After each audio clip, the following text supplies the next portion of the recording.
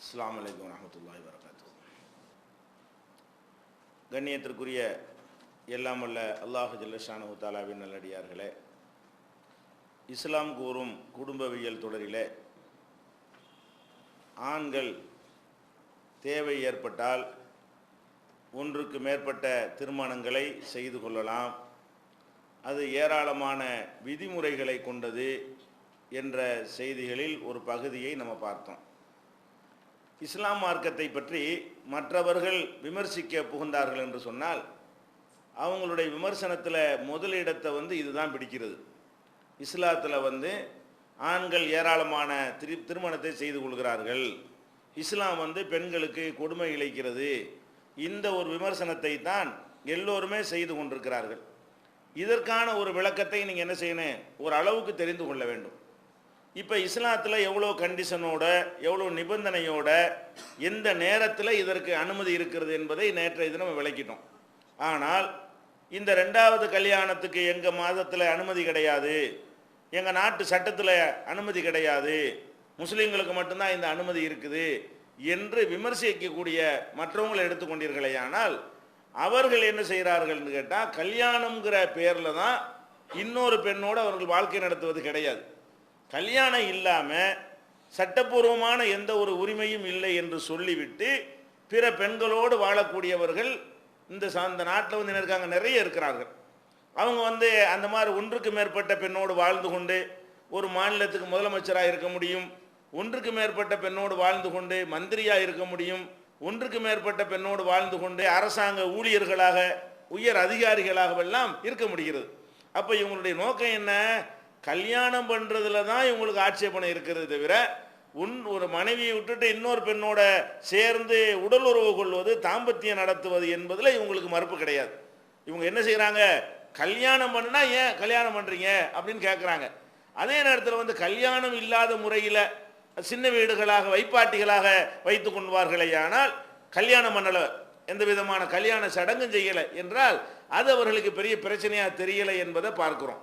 அதே மாதிரி நம்ம நாட்டு சட்டத்தை எடுத்துக்கொண்டால் கூட பெண்களுக்கு நாங்கள் கருணை காட்டுறோம் என்று சொல்லக்கூடியவர்கள் மனைவியை தவிர இன்னொரு பெண்ணை எந்த வகையில் தீண்டினாலும் உன்னை தொலைச்சி போடுவோம் அப்படின்னு சட்டம் போடணும்ல. அப்படி நம்ம நாட்டில் சட்டம் இருக்கு? உலகத்தில் எந்த நாட்டிலேயே சட்டம் இருக்குதா? உலகத்தில் எந்த நாட்டிலையும் விபச்சாரம் தடைன்னு சட்டம் கிடையாது. முஸ்லீம் நாடுகளில் மட்டும்தான். அதில் கூட சில நாடுகள் நடைமுறைப்படுத்துகிறாங்க, சில நாடுகள் அதையும் கைகள் விட்டாங்க. ஆனால் உலகத்தில் எல்லா நாடுகளிலும் என்ன நிலைமை இருக்குன்னு கேட்டால், ஒரு ஆண் மகன் மனைவி இல்லாத இன்னொருத்தியோடு இந்த மாதிரி தப்பாக நடந்து கொள்வதற்கு இந்த நாட்டிலோ வேறு எந்த நாட்டிலேயோ தவறு என்று சட்டம் போட்டிருக்கிறார்களா? சட்டம் கிடையாது. எது தடை இருக்கு தெரியுமா? விபச்சாரத்தை பிஸ்னஸாக பண்ணக்கூடாது, வலுக்கட்டாயமாக பண்ணக்கூடாது, இந்த ரெண்டு தான் தடை. எது தடை இருக்குது? விபச்சாரம் பண்ணுறாந்தா 4 பேரை வைத்து கொண்டு தொழில் மாதிரி போர்டு போட்டு விளம்பரம் பண்ணி போகிற வார ஆட்கள் எல்லாம் கூப்பிட்டு கொண்டு இந்த மாதிரி பண்ணுறாங்க பாருங்க. அந்த மாதிரி பண்ணுவதற்கு தான் நம்ம நாட்டில் அது ஒரு கேஸ் போட முடியுமே தவிர, அல்ல வலுக்கட்டாயமாக கட்டாயப்படுத்தி அந்த மாதிரி செய்தார்களே ஆனால் கற்பழிப்பு, அந்த மாதிரியான ஒரு விஷயத்திற்கு தான் நீங்கள் சட்டத்தில் தப்புன்னு சொல்லி கேஸ் போட முடியும், நடவடிக்கை எடுக்க முடியுமே தவிர, நாங்கள் 2 பேர் விரும்பித்தான் இப்படி பண்ணணும் என்று சொல்வார்களே ஆனால் அது இந்த நாட்டில் என்ன இல்லை, குற்றம் இல்லை. அப்போ இஸ்லாம் என்ன சொல்லுது, இவங்களோட சிறந்த முடிவை தான் சொல்லுது. நீ பாட்டு வப்பாட்டியை வச்சுக்க, யார்கிட்ட டெய்லி ஒரு பொம்பளைகிட்ட போயிட்டு வா, டெய்லி ஒரு ஆம்பளைகிட்ட போயிட்டு வா என்ற மாதிரி இஸ்லாம் சொல்லாமல், நீ முறைப்படி இன்னொரு பெண்ணோடு நீ வாழ்க்கை நடத்துறதா சந்தோஷம் அனுபவிப்பதாக இருந்தால் அவளுக்கு நீ மனைவி என்ற அந்தஸ்தை நீ கொடுக்க வேண்டும். அவளுக்கு பெறக்கூடிய பிள்ளைகளை ஓம் பிள்ளைன்னு என்ன செய்யணும், சட்டப்பூர்வமா ஒத்துக்கொள்ள வேண்டும் என்று சொல்வது சிறந்ததா? அல்லது நீ கல்யாணம் பண்ண எத்தனோன்னு வச்சுக்க, அவளுக்கு மனைவி உரிமையெல்லாம் கிடையாது, ஒரு டெய்லி ஒரு பெண்ணை கூட நீ மாற்றிக்க, அதெல்லாம் தப்பு கிடையாது, கல்யாணம் மட்டும் பண்ணிவிடாது என்று சொல்வது சிறந்ததா? இப்போ இஸ்லாத்தை விமர்சிக்கக்கூடியவர்களுக்கு இதுக்கு தார்மீக ரீதியாக ஒரு கடுகளவாவது அவளுக்கு உரிமை இருக்கா, அவங்களுக்கு தகுதி இருக்குதா என்பதை நீங்கள் என்ன செய்யணும். என்னமோ இஸ்லாம் நமக்கு பிற்போக்கான சட்டங்கிற மாதிரி ஒரு தோட்டத்தை உண்டாக்குறாங்க. இதுதான் பிற்போக்கு. உலகத்தில் இருக்க இந்த சட்டங்கள் தானே இருக்கு பிற்போக்காக இருக்கிறது. எந்த அளவுக்குன்னு சொன்னால், ஒரு சினிமா நடிகை இதை ஓப்பனாக ஒரு பேப்பரில் ஸ்டேட்மெண்ட்டாகவே பேட்டியாகவே கொடுக்குது. என்ன கொடுக்குறாங்க, நீங்கள் இந்த சுதந்திரம் கொடுத்துணும், பெண்களுக்கு என்ன செய்யக்கூடாது, ஃப்ரீயாக விட்டுறணும். எதில் ஃப்ரீயாக விட்டுறணுமா? எப்போ வேண்டாலும் யாரோட வேண்டாலும் போய் சந்தோஷமாக இருக்கலாம், அதை வந்து நம்ம தடுக்கக்கூடாது. அப்படிங்கிற கல்யாணத்தின் மூலமாகத்தான் அந்த சந்தோஷத்தை அடையணும் என்பது காட்டுமிராண்டித்தனம், அதெல்லாம் சுதந்திரத்தை பறிக்கக்கூடியது. இந்த கருத்துப்பட ஒரு நடிகை பேட்டி கொடுத்து அது பரபரப்பாக போராட்டங்கள் கேஸுகள்லாம் போட்டு கடைசியாக சுப்ரீம் கோர்ட்டுக்கு போனால் சுப்ரீம் கோர்ட் என்ன பண்ணுது, அதில் என்ன தப்பு இருக்குங்குது. நம்மளை உழவும் பண்ணி அதுக்கு பெரிய ஆர்ப்பாட்டம்லாம் பண்ணி பெரிய கொந்தளிப்புலாம் பண்ணி தக்காளியை வீசி முட்டையை வீசி அந்த மாதிரிலாம் பண்ணினாங்க ஒரு பக்கம். கடைசியில் கோர்ட்டுக்கு போனால் என்ன செய்யும் சுப்ரீம் கோர்ட்டு, அதில் என்ன தப்பு, எந்த சட்டத்தில் நாங்கள் தப்புன்னு சொல்கிறது? விரும்பினபடி நடந்து கட்டாயமாப்படுத்திட்டாங்க, அவங்க உரிமை தானே. விரும்பின ஆம்பளை விரும்பின பொம்பளையிட போகிறது எந்த சட்டத்தின்படி நாங்கள் தப்புன்னு சொல்கிறது? அவங்களும் சொல்லியும் குத்தமில்லை, சட்டம் அப்படி இருக்குது. சுப்ரீம் கோர்ட்டு சொல்லுதுன்னா சுப்ரீம் கோர்ட்டு சட்ட புஸ்தகத்தை பார்க்குது, சட்ட புஸ்தகம் எப்படி இருக்குது, தப்பு இல்லைன்னு சொல்லுது. அப்போ இவங்க என்ன செய்கிறாங்க, அட தேவைக்கு நிறைய கண்டிஷனோட நீ விபச்சாரம் பண்ணாமல் கல்யாணம் பண்ணிக்கிறான்னு இஸ்லாம் சொன்னால் அது பிற்போக்கான். எது பிற்போக்கு இல்லையா? நீ கல்யாணம் பண்ண யாரோட வேணாலும் போ, எப்படி வேணாலும் போ, என்ன வேணாலும் நோய்களை உண்டாக்கிக்க, இந்த ஒரு நெறிமுறை இது கிடையாதுன்னு சொன்னால் அதுக்கு பேர் முற்போக்கு.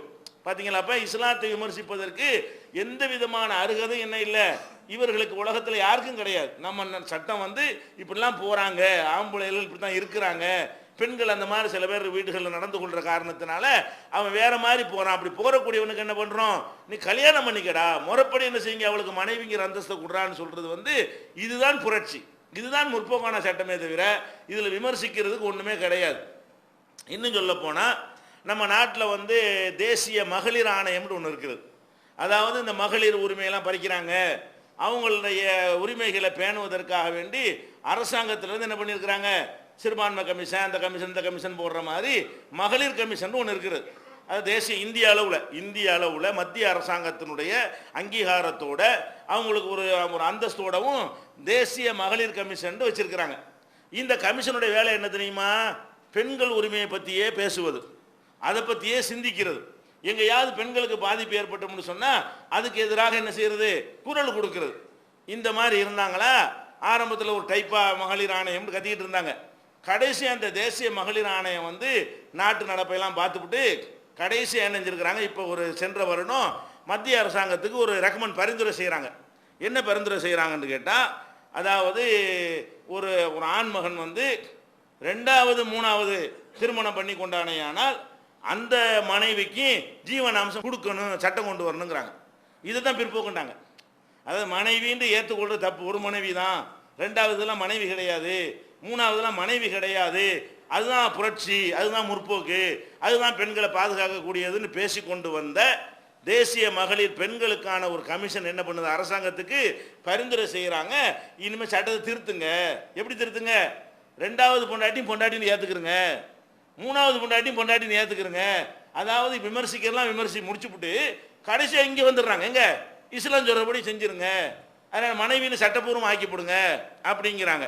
குற்றவியல் சட்டத்தில் என்ன போடப்பட்டிருக்குன்னா, இது சட்டப்பூர்வம் இல்லாத உறவில் பிறந்தவன். இவங்க 2 பேருக்கு மத்தியில் உள்ள உறவு வந்து சட்டப்பூர்வமான, இவன் கணவன் என்றோ இவளை மனைவின்னு சொல்ல முடியாதுல்ல, அதனால சட்டப்பூர்வம் இல்லாத உறவு, அது தப்பு கிடையாது, குற்றம் கிடையாது, அதை கணவன் மனைவி என்று இந்த மாதிரி சட்டக்கிரவுண்டில் ஒன்றா நிப்பாட்ட இயலாது அப்படின்னு எழுதி வச்சிருக்கிறாங்க. தேசிய மகளிர் கமிஷன் சொல்லுது இந்த வார்த்தையை நீக்கணும். எந்த வார்த்தையை, வப்பாட்டி வச்சுக்கிறத சட்டப்பூர்வம் இல்லாத உறவுன்னு சொல்றீங்களா, அதை மாற்றிவிட்டு அதையும் சட்டப்பூர்வமான உறவுன்னு சொல்லணும். அதான் கல்யாணம். அட பொறுத்தவன் கல்யாணம் பண்ணிட்டான், இன்னொருத்தி வப்பாட்டியை வச்சுக்கிட்டான், அதையும் பொண்டாட்டின்னு சொல்லணும், கல்யாணத்தில் சேர்த்துடணும்னா அப்போ நீனும் தானே ஒன்றுக்கு மேலே கல்யாணம் பண்ணணுங்கிற. பெண்களுடைய உரிமைக்குன்னு போராடுறதுக்கு புகுந்து விட்டு அதுக்குன்னு ஒரு கமிஷனையும் போட்டு அதுக்குன்னு ஆராய்ச்சி பண்ணி நாட்டு நடப்பையெல்லாம் யதார்த்தத்தை புரிஞ்சுக்கிட்டோன்னு என்ன பண்ணிட்டாங்கன்னு கேட்டால், 14 நூற்றாண்டுக்கு முந்தைய இஸ்லாம் என்ன ரெக்கமெண்ட் பண்ணுதோ அதுதான் பண்ணுறாங்க. 14 நூற்றாண்டுக்கு முந்தைய இஸ்லாம் என்ன ரெக்கமெண்ட் பண்ணுது, மனைவியை விட்டு இன்னொருத்தியை போய் நாடுறதா இருந்தால் பொண்டாட்டின்னு தான் நீ நாட வேண்டும், மனைவிங்கிற முறையில் இல்லாமல் இன்னொருத்தி நீ நாடக்கூடாது. இதான் இஸ்லாம் சொன்ன ரெக்கமெண்ட் உலகத்துக்கு. இஸ்லாம் சொன்ன இந்த பரிந்துரையை பிற்போக்குன்னு சொன்னவர்கள் இப்போ என்ன பண்ணுறாங்க, அதை கொண்டு வாங்குறாங்க. அதை யார் வாயிலால சொல்ல வைக்கிறான், இதே முற்போக்கு பெண்களை வைத்து சொல்ல வைக்கிறான். அவங்களுக்கு நியமிக்கப்பட்ட ஆணையத்தை வைத்து என்ன செய்யறான், அல்லாஹ் வந்து வெளிப்படுத்துகிறான். அப்போ இவங்களும் இப்போ என்ன சொல்ல வந்துட்டாங்க, இது சட்டப்பூர்வம் இல்லாத உறவுன்னு சொல்லக்கூடாது, பொண்டாட்டியும் பொண்டாட்டி தான், பப்பாட்டியும் பொண்டாட்டி தாங்கிறான். வேற என்ன சொல்ல வர, என்னது, அதையும் பொண்டாட்டிங்கிற அந்தஸ்தை கொடுங்க, மனைவிங்கிற அந்தஸ்தை கொடுங்க, அவங்களுக்கு பிறக்கக்கூடிய பிள்ளையும் அவனுடைய பிள்ளைன்னு ஒத்துக்கொள்ளுங்க. அதான் இந்த பெண்ணை பாதிக்க, அவங்க இப்போ முதல்ல பேசும்போது பொண்டாட்டி பாதிக்கப்படுறா, பெண்ணுரிமை பாதிக்கப்படுதுன்னு கத்துனாங்க. இப்போ என்ன பண்ணுறாங்கன்னா, அப்போ நாங்கள் ரெண்டாவது பொண்டாட்டி பாதிக்க போகிறோம், அதுக்கு என்ன சொல்கிறீன்னு பொம்பளை எல்லாம் போனவுடனே, ஆமாம் இன்னொரு பகுதி இருக்குது, ஒரு பக்கத்தை பார்த்துக்கிட்டு ஒரு நாள் கத்திருக்கிறோம். இவ்வளவு நாளாக நம்ம பெண்ணுரிமை எல்லாம் புரட்சி பேசுனதுலாம் எதை பார்த்துக்கிட்டோம், இந்த மனைவி பாதிக்கப்படுறான்னு கத்திக்கிட்டு இருந்தோமே, இந்த ரெண்டாவதாக கட்டுறான் அதுவும் பொண்டாட்டி தானே, அதுவும் பொம்பளை தானே, அவளுடைய வாழ்றான்ல, அவளும் பிள்ளை பெறான்ல, அந்த பிள்ளைக்கு அப்பம் இல்லைண்டா ஆகுத, அந்த பிள்ளைக்கு சொத்துரிமை இல்லைண்டா ஆகுத, இவன் மண்டையை போட்டாண்டா இவன் சொத்துல வந்து இவளுக்கு பங்கு இல்லைண்டா ஆகுத, அப்போ அந்த பெண்ணு பாதிக்கப்படுறாளேன்னு பஞ்சாயத்து வந்தவுடனே, ஆமாம் ஒன் சைடு பார்த்துல எத்தனை நாளாக கத்திக்கிட்டு இருந்திருக்கோம், இன்னொரு சைடையும் அதுவும் பொம்பளை தானே அதையும் பார்க்கணுமேன்னு சொல்லி இதுதான் அல்லாவுடைய மார்க் அன்னைக்கே பார்த்துருச்சு. மனுஷன் விளையாட்டு தான் வழங்குவான், படித்தவனுக்கு எல்லாம் தெரியுமில்ல, அவன் கரெக்டாக 14 நூற்றாண்டு காட்டு மிராண்டி காலத்தில் ஒரே போட்டுவிட்டான். சரியா?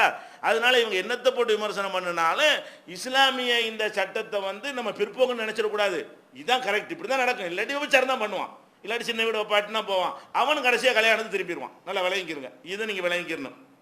இன்னும் சொல்ல போனால் டெல்லியில் வந்து ஒரு வழக்கு நடக்கிறது, டெல்லி ஹைகோர்ட்டில். என்ன வழக்குன்னா, ஒருத்தன் இறந்து போயிட்டான். அவன் வந்து அரசாங்க ஊழியர். அரசாங்க ஊழியர்னா என்ன செய்யும், அவனுக்கு வந்து பணியில் இருக்கும்போது இறந்தான்னு சொன்னால் அவன் குடும்பத்துக்கு பென்ஷனும் வரும். அவன் பணியில் இருக்கும்போது இறந்துட்டான்னு சொன்னால் அவனுடைய வாரிசுக்கு ஒரு வேலையும் கிடைக்கும். நான் இப்போ அரசாங்க வேலையில் இருக்கும்போதே, பணியில் இருக்கும்போது, டியூட்டியில் இருக்கும்போது செத்துட்டேன்னு வைங்க, அப்போ என்னுடைய வேலை பதிலாக என் குடும்பத்தில் யார் தகுதியானவங்க இருக்கிறாங்களோ அவங்களுடைய படிப்புக்கு ஏற்றவாறு அவன் வேலையை கொடுக்க மாட்டாங்க. அந்த குடும்பத்தில் படித்தவன் இருந்து அவனுக்கு என்ன தகுதியில் வேலை கொடுக்க முடியுமோ அந்த தகுதியில் என்ன செய்வாங்க, அந்த வேலை வாய்ப்பில் அவனுக்கு ஒன்று முன்னுரிமை கொடுத்துருவாங்க. இந்த மாதிரி வந்து அவனுக்கு என்ன ஆச்சுன்னா, செத்து போனான்ல, அவன் ஒரு பொண்டாட்டி ஒன்று, இன்னொன்று வந்து ஒரு அப்பாட்டி ஒன்று வச்சுருக்கிறான். யார்? செத்து போனவன். இப்போ இந்த பென்ஷனும் இப்போ வரும், அவனுடைய இப்போ பென்ஷனு, அவனுடைய ப்ராவிடென்ட் ஃபண்டு பிடிச்சி வச்சுருப்பாங்க இல்லையா, அந்த தொகைகள்லாம் என்ன செய்யும் அவன் குடும்பத்துக்கு வரும். அதை வரும்போது என்ன ஆகுதுன்னா, 2 பேரும் சேர்ந்துட்டு பஞ்சாயத்தாக்குறாங்க, எனக்கு தான் உனக்கு தாண்டு, நானும் பொண்டாட்டி தான் இப்போ 2 பேரும் போய், இது முஸ்லீம் அல்ல, 2 பேரும் போய் பிரச்சனையாக்குறாங்க. கடைசியில் சில வழக்கறிஞர்கள் சில நண்பர்கள்லாம் யோசனை சொல்லி, இப்படி போனீங்கன்னா 2 பேரும் சந்தியில் நிற்கணும், உங்களுக்குள்ள ஒரு இணக்கமாகி ஒரு சமரசத்துக்கு வந்துடுங்க அப்படின்ன உடனே 2 பொம்பளைகளும் உட்காந்து சமரசத்துக்கு வர்றாங்க. என்ன சமரசம்? அரசாங்கத்தில் ஒரு வேலை ஒன்று கிடைக்க போகுது, இந்த ஃபண்டு ஒன்று வரப்போகுது, இந்த வேலையை வந்து 2வது பொண்டாட்டிக்கு நான் கொடுத்துட்றேன், அவன் கொஞ்சம் படித்தவன், இந்த பென்ஷனு போக்குவரத்து பணத்தை என்கிட்ட தந்துடுங்க, அது ஒரு லாபம் தானே. ஒரு அரசாங்க வேலை கிடைச்சுன்னா நல்ல சம்பளம் கிடைக்கும்ல, அதாவது வேலை இல்லாத சம்பளம்ல அரசாங்க வேலைங்கிறது. அதனால என்ன செய்யறாங்க, அது ஒரு வேலை செய்ய வேண்டியதில்லை, உட்காந்து நினைச்சிட வேண்டியதான். அந்த மாதிரி இருக்கிறதுனால என்ன செய்யறாங்க, இது மாதிரி 2 பேரும் காம்ப்ரமைஸ் பண்ணி மனைவி என்ன பண்ணிட்டா, அவனுடைய அந்த ப்ராவிடென்ட் ஃபண்டு, அவனுக்கு வரக்கூடிய பென்ஷன் அதையெல்லாம் எனக்கு தந்துருங்க, 2 பேரும் காம்ப்ரமைஸாக கையெழுத்து போட்டாங்க. அதே மாதிரி இந்த மனைவி என்ன பண்ணிவிட்டா, 2வது மனைவிங்கிற மனைவி இல்லை, இவங்க சட்டப்படி இல்லைம்பாங்க, இவங்க சட்டப்படி மனைவி இல்லை, அதாவது சட்டப்பூர்வம் இல்லாத உறவு தான் இவங்க சட்ட வார்த்தையில் சொல்வதாக இருந்தா. ஆனால் அவன் என்ன செய்யறா, துணைவின்னு வச்சுக்கிறங்க, இந்த துணைவி என்ன பண்ணுறா, எனக்கு வேலையை தந்தா போதுங்கிறான். கடைசியில் இப்படி காம்ப்ரமைஸ் ஆகிட்டாங்களா, இதை எதிர்த்து ஒருத்தன் கேஸ் போடுறான், இது எப்படி சட்டப்படி செல்லாது அப்படின்னு. டெல்லி ஹைகோர்ட் என்ன பண்ணுது, அதெல்லாம் கரெக்டு தான், 2 பேரும் பிரிச்சுக்கிட்டே சரிதான், 2வது மனைவிக்கு அந்த உரிமை இருக்கத்தான் செய்யுதுங்குது. டெல்லி ஹைகோர்ட் மனைவி ஒத்துக்கிச்சா இல்லையா?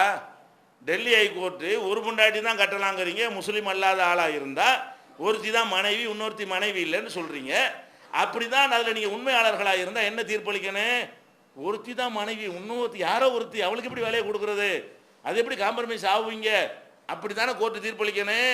அப்போ கோர்ட்டும் சட்டப்படி என்ன வழங்கி வைத்திருக்கிறது, 2வது அப்பாட்டி மனைவி தான், பேர் தான் அப்பாட்டின்னு வச்சுக்கிட்டாங்களே தவிர அது மனைவிங்கிற அந்தஸ்தை கொடுங்க, அதான் முறை அப்படின்னு சொல்லக்கூடிய காட்சி என்ன செய்கிறோம், டெல்லி ஹைகோர்ட்டில் செஞ்ச ஒரு விமர்சனம்.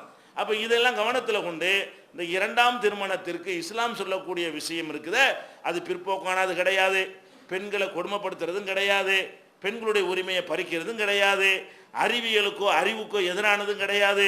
உலகத்தில் மற்றவர்கள் இது சம்பந்தமாக வைத்திருக்கிற சட்டங்கள் இருக்க, அந்த சட்டத்தை விட பல 1000 மடங்கு சிறந்த சட்டமாகத்தான் நம்முடைய சட்டம் இருக்கிறது என்பதை நம்ம என்ன செய்யணும், தெளிவாக புரிந்து கொள்ள வேண்டும்.